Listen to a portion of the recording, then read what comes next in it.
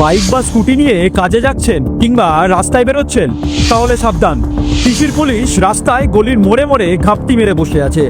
বিয়ের 11,000 কোটি টাকা দিতে হবে তো নাকি? সেই সঙ্গে আবার জুটেছে বেকার ভাতা, বেড়েছে লক্ষ্মীর ভাণ্ডারও। আর এসবের জন্য এবার সেই গরিব খেটে খাওয়া মানুষ ডেলিভারি পার্টনারদের থেকেই টাকা তুলবে মমতার সরকার। সাধারণত এগুলি অসংরক্ষিত ক্ষেত্র।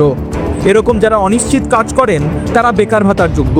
কিন্তু ভাবছেন মমতা 1,500 টাকা দেবে, কিন্তু কয়েনের উল্টো দিকটা একটু তলিয়ে দেখুন।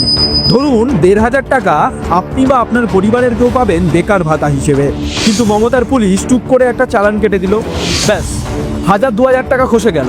ভাবছেন সরকার 1,500 টাকা দেবে, কিন্তু নেবে তার দ্বিগুণ। এটাই তৃণমূলের মডেল।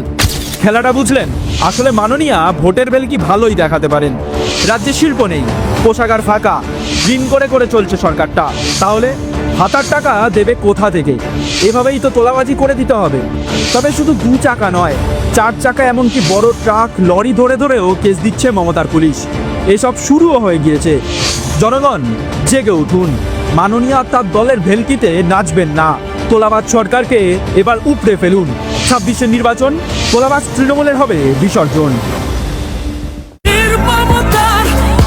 প্রতিবাদ